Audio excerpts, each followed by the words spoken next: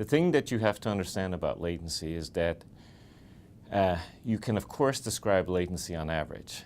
And so, for example, if we were to relate this to the time it would take for us to get from here to the airport, the average time, I don't know, it could be 45 minutes over the day. But if we leave in the morning, it might take, 75 minutes. And if we leave, at 5 p.m., it might take 2 hours. And that is the exact same scenario during the trading day, is that someone may quote the average latency on a given exchange. And what I would say to you that, best in class today, most people are talking about 1 millisecond or less for the complete round trip of a trade.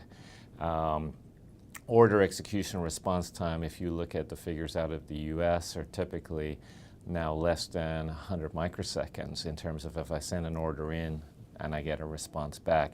But that's not the full trade cycle, because what we want to look at is send an order in, get a response, the order is reflected on the tape, and then the time to respond to that market change condition. That's the full life cycle of a trade. So 2 things about comparing typical latencies. One is you have to be very careful as to what is the number quoted. If it's the average over the day, that might be an optimistic view of the type of latency you would expect, because if you took the average over the busy 1 minute of the trading day at market open, it could be 10 times higher.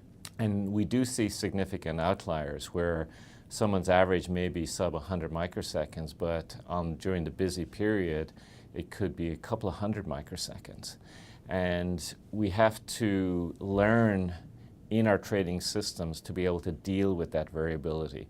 A lot of people aspire and want to have constant latency, but what we try to explain to people is that's like trying to say, I always want to have sunny days at 70 degrees Celsius or 70 degrees Fahrenheit, because that's what I really like by way of temperature. But it rains, it gets cold, and we live day to day for that, accepting that. The same is true in the modern trading environment. I think we have to accept the fact that things are going to change over time, and it's the systems that are best able to cope with that and make intelligent trading decisions in light of that fact that are winning today.